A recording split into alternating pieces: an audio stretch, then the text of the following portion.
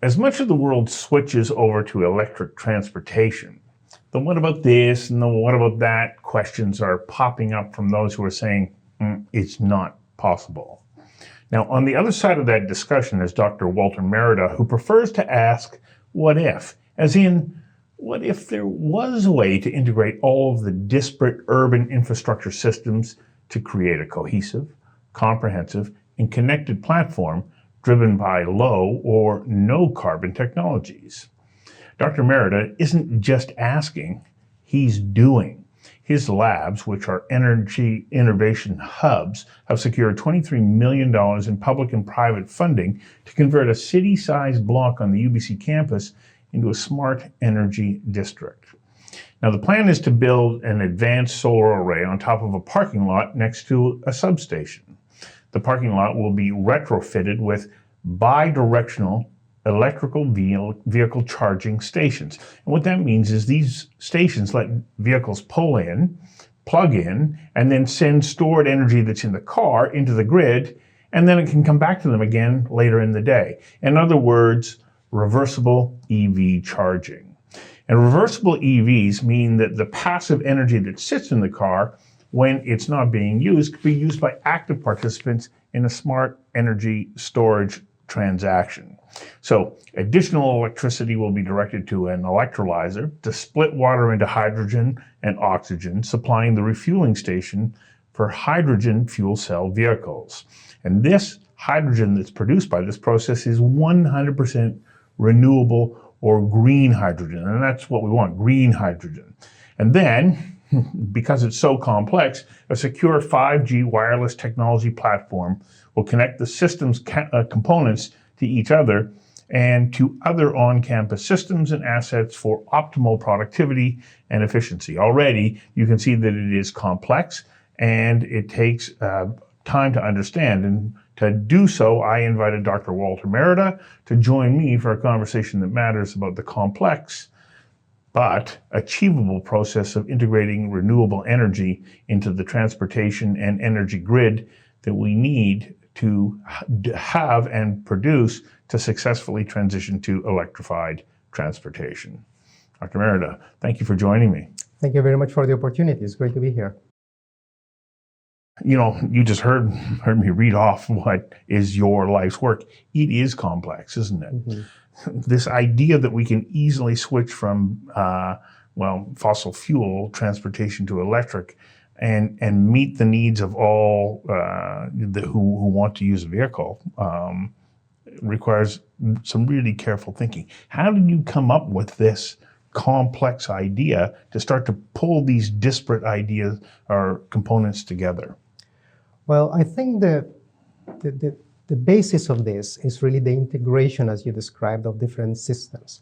And if you think about it, the first feather that occurred in dinosaurs had nothing to do with flight. In the same way, I think we are experiencing the metamorphosis of cities. Urban assets are starting to become smart and interconnected, and they will be able to provide more than one service. But at the crux of this is really the links between chemical and electrical services. When people think about renewable or clean energy, most of the time we think about wind, solar, geothermal energy. What we are really saying is clean electricity. And yes, there are many services that we can provide with electricity, but there are some services that cannot be provided with electricity alone.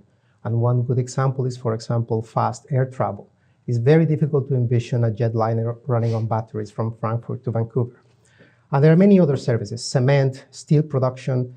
The critical point is that we need chemical services as well as electrical services. And transportation is an interesting service because it can be provided with both at the moment. So you can have normal internal combustion engines and jet engines running on fossil fuels, but you're now seeing the penetration of electrical transportation.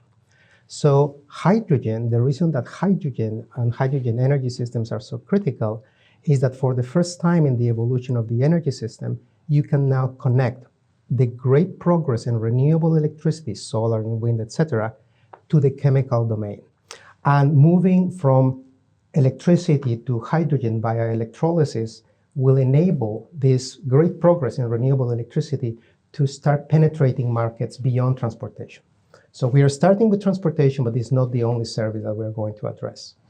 Okay, this connection between electric vehicles, solar panels, and so on to hydrogen is one that I had not contemplated before. And I know that the production of hydrogen requires a considerable amount of energy. Correct. So you need energy to produce it, but then it produces energy that it can put back into the system. Right. And so why in this loop? I drive in with my vehicle, I plug it in. I'm now feeding into that system, but that system is also then working Correct. a way to produce the energy that's going to come back and make sure that I can drive home at the end of the day. Yes, and it has to do with the time at which you need the energy. If you think about cars and parking garages, they are two of the most underutilized assets anywhere in the world. At UBC, we have these parking buildings that fill up with cars at 9 a.m. and they stay full of cars for 8-9 hours a day, doing nothing but holding the cars. So the what-if question is, what if instead of just being passive assets, they became smart and connected to the rest of the infrastructure around them? And I'll give you a very simple example. If everyone came at 9 a.m. and plugged in their electric vehicle, we would have a spike in the demand for power. And for municipalities, this could mean that they will need to really consider retrofitting and renovation costs.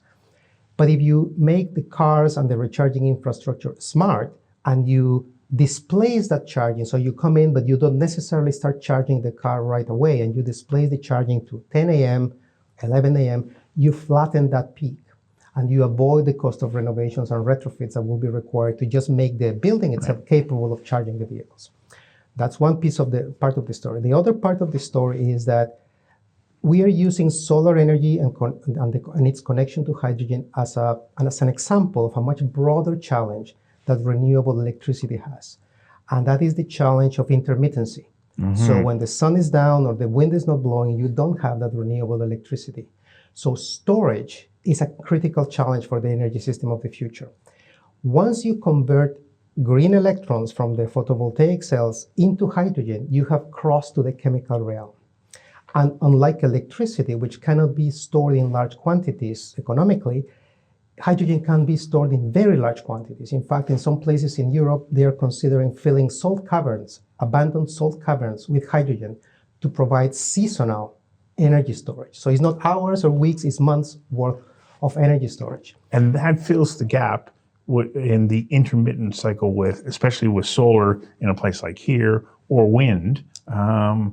Exactly. Wow, okay.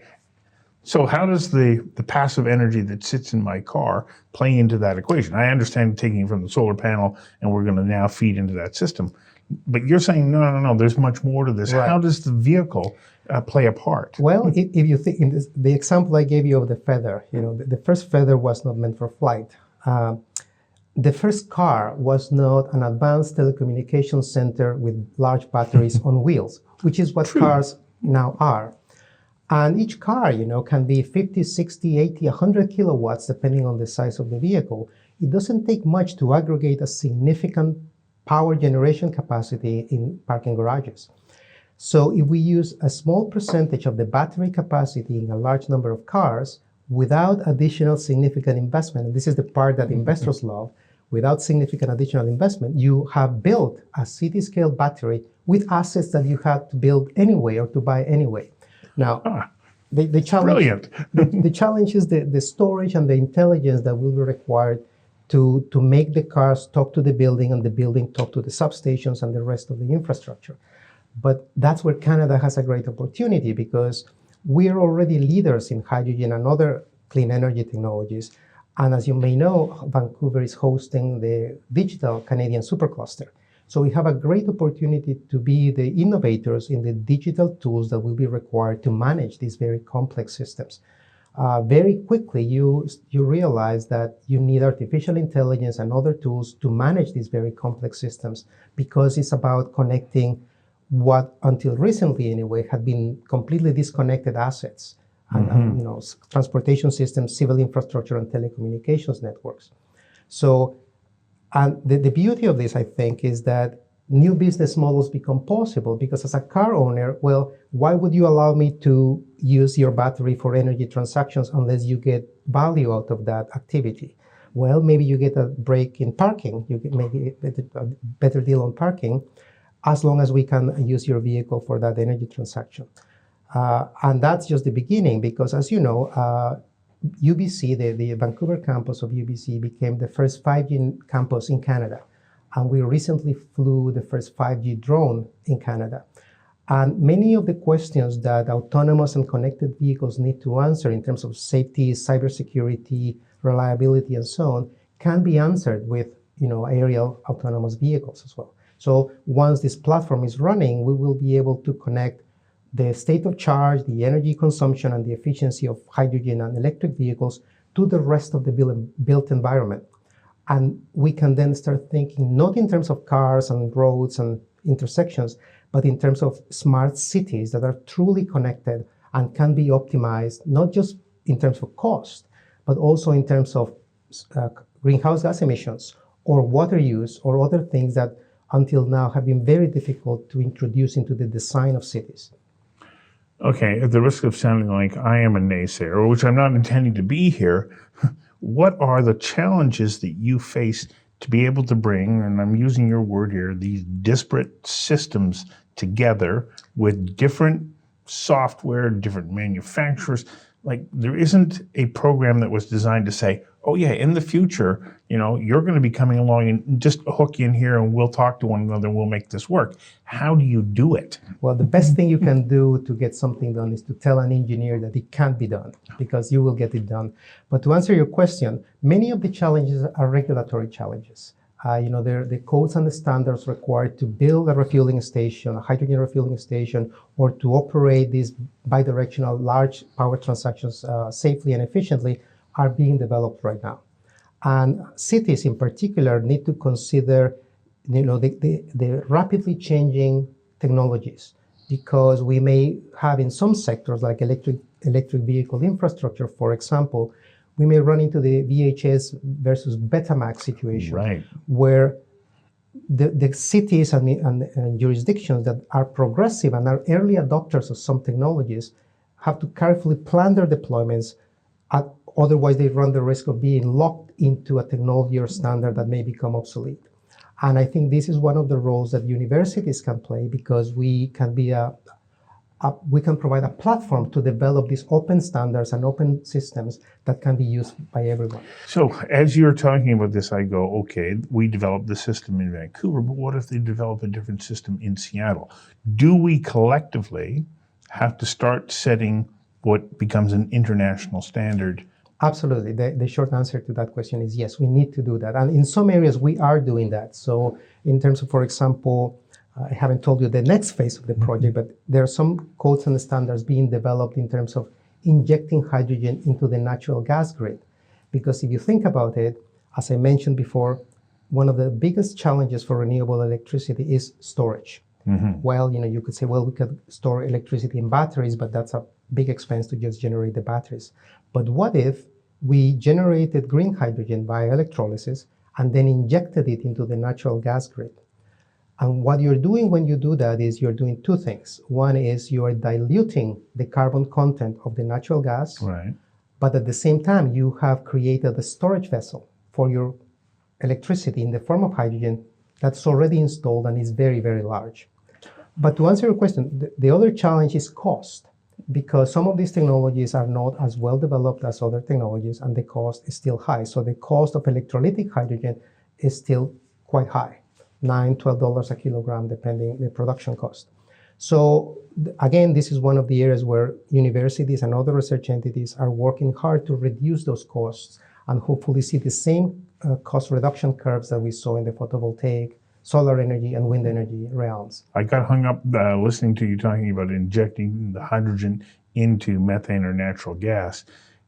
Clearly, they must be compatible, because I would think, do they have a similar ignition point and energy return for you to be able to make that kind of blend? Yes, the short answer is absolutely. I mean, there are some concerns or considerations that one needs to take into account in terms of the hydrogen molecule is a very small molecule and it tends to leak. So, much more than methane or other molecules which are a bit larger. But those problems are largely solved. In fact, in the north of England, they are already doing this, injecting hydrogen into the natural gas grid. And we have a couple of projects that are considering doing exactly that here in Canada as well. And when you do that, of course, you reduce the amount of carbon that is the byproduct of burning methane or natural gas. Yes. So you've also delivered on another promise. Exactly. And hydrogen, one of the beauties of hydrogen is that it doesn't contain carbon. Right. But it burns just like a normal fossil fuels would burn. So even if you burn hydrogen, which you can do in a jetliner, for example, you don't produce CO2. And you could envision not only that, but hydrogen is much lighter than jet fuel. So the planes can be larger and faster, and you can envision hypersonic flight from Frankfurt to Australia in less than 5 hours with zero carbon emissions. And that's where we are going. So this is what I mentioned, that the role of hydrogen in the global economy goes well beyond cars. I mean, that's one of the first applications, buses and trucks. But the other piece, and this is particularly important for British Columbia, about 39% of the greenhouse gas emissions in British Columbia come from transportation. And about half of those emissions come from heavy-duty vehicles, not passenger vehicles. So addressing the heavy-duty sector is incredibly important, and hydrogen is perfectly suited for that particular application. In fact, in Germany, they are already running trains on hydrogen. So where are you at right now with, the renewable? Really, it's a test project at this point to prove that this works. Where are we at in making that happen? And as you move forward, what are the spin-off product and economic opportunities that exist here in BC with this kind of innovative thinking? Right. So in terms of the schedule, we have already installed the EV charging infrastructure, and it will be fully operational by the end of the summer this year. The hydrogen refueling station is planned to start operations in the summer, more or less, of next year, 2022. And the solar array will be operational in October of 2022. So the site has been approved. We are moving into the construction phase. And at the moment, we are just preparing the right contracts and so on to get the construction started. So as you develop each of those components, though, you're developing systems, software, and products that can become future Canadian and Vancouver-based companies. Absolutely. The plan is to have a direct link to commercialization pathways. And we already have a couple of spin-off company ideas in the works. We are also developing the right partnerships to bring some of the right market development channels. Because beyond the domestic market, of course, Canada needs to consider the global markets. Right. The most immediate things, as I mentioned, may be on the software arena, because by necessity, we have to develop these tools anyway. But we have projects on hydrogen generation with advanced electrolysis and hydrogen generation with other technologies that are being developed right now. Well, as we build it out, in some ways, I see what has happened in Silicon Valley for, software and computer development, or in the greater Seattle area, not just around computing sciences, but also aeronautics. You have somebody who comes along with a crystallizing idea, and it attracts other energy. And it's not just the energy that's being produced there, it's this kind of energy, which creates new ideas and fuels an economy as well. Absolutely, and it creates a critical mass as well, because that's very important. And you're already seeing some very good developments. You probably saw the recent announcement of a multi-billion-dollar project in Alberta for hydrogen generation. Canada, I think, has been a leader in hydrogen technologies for quite a long time. And beyond hydrogen, the twin technology of carbon capture and sequestration is also going to become important as we look at decarbonizing our current energy system. Right, and we already see that development underway up in Squamish. That's correct. Yes. And so the ability to help Mother Nature extract carbon from the environment, but to do it in a way that allows us to harness it and reuse it again, it's brilliant. And so Yes. This is, it's really encouraging, because one worries in British Columbia that we're so fossil fuel or resource based as an economy that will come to a dead end at some point. Whereas this is limitless. Well, yes, if you look at the evolution of the energy system, since the Industrial Revolution. So in the Industrial Revolution used coal, then about 100 years later we moved to oil, and about 100 years later we saw the natural gas revolution with fracking and so on. And if you had let the energy system evolve on its own, we would naturally have evolved towards hydrogen and electricity, because hydrogen and electricity can provide all the energy services that you want without carbon emissions. The challenge, though, is that we don't have 100 years to make the transition. And the climate crisis has made it necessary to accelerate the innovation processes to get there faster. Okay. So you talk about pulling together disparate systems to be able to move this forward quicker. Because I was doing some reading that said the transition from horse to automobile is the primary source of transportation in North America. That took more than 50 years. Yes. Even though everybody wanted a car, it took that long because you had to build the supply chains and build the cars and the support system and the highways and so on. We're doing something that's far more sophisticated than the building of the first car.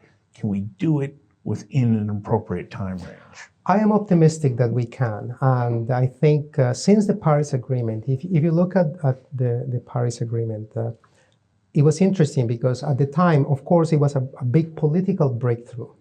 But at the same conference in Paris where that was announced, 3 other things happened which were very significant. So the first was the establishment of the Breakthrough Energy Coalition, which was a group of billionaires channeling funds to clean energy innovation. The government response to that was Mission Innovation, which is a similar effort from the government side. But the other thing that happened was Mark Carney, who was the chairman of the Bank of Canada and Bank of England. He's now running, he was running the Bank of England. He set up this task force for recommending that corporations disclose their climate exposure to climate risk. And that has now become legislation in the UK. So the movements that is creating in the financial sectors are liberating capital that is now looking for places to be placed in, and climate solutions are perfect for that because typically they require significant investment.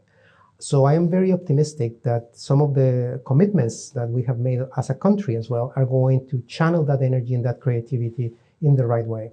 Well, and I recently hosted a 3-day workshop for the EU Commission and the Government of Canada saying, okay, how do we strengthen those connections between Canadian innovators and European innovators so that we can collectively keep moving in that same direction? And of course, we see the United States under the Biden administration moving rapidly now in that direction, whereas they were, they had the brakes on for a couple of years.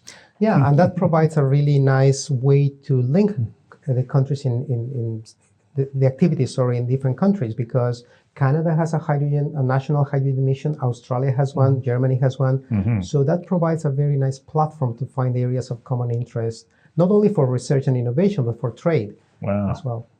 I'm out of time, but this is really exciting, and I'm hoping that you'll come back and maybe in a year or so and give us an update on all fronts. Absolutely, we'll be happy to. Wonderful. Thank you very much. Thank you. Yeah.